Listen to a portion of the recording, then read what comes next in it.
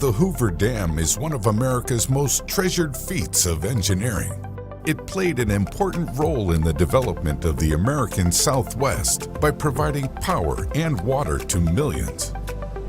Located right on the border of Nevada and Arizona, the Hoover Dam remains one of the most important structures in the country. It's designated a National Historic Landmark and listed among America's 7 modern civil engineering wonders. Every year, 7 million people visit the dam. Here's the story of the Hoover Dam.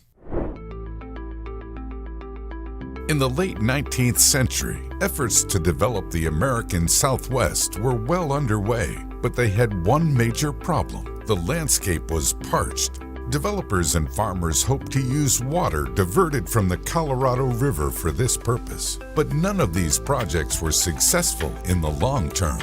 It wasn't until 1922 that these plans were revisited. Developers and farmers looked to tame the Colorado River yet again, only this time they hoped to use it as an energy source as well. The Colorado River had massive potential as a source of hydroelectric power, and after much lobbying, outgoing President Calvin Coolidge authorized the project's go-ahead in 1928. The Boulder Dam, what we know today as the Hoover Dam, began construction in 1930. As news of this project began to spread around the country, scores of unemployed people began settling in nearby Las Vegas, with many camping in the surrounding desert. These new settlers hoped to find work on the massive construction project during a time when work of any kind was hard to come by. This caused a massive spike in Las Vegas's population. Between 10,000 to 20,000 settlers arrived in the then small city of 5,000 people. A lot of those settlers did end up working on the Hoover Dam too, as it took the combined efforts of 21,000 laborers and more than 5 years of hard work to complete. Most of those who found work on the dam moved to Boulder City, a community built 6 miles from the worksite, to house workers and their families. It's hard to imagine how this massive structure was constructed.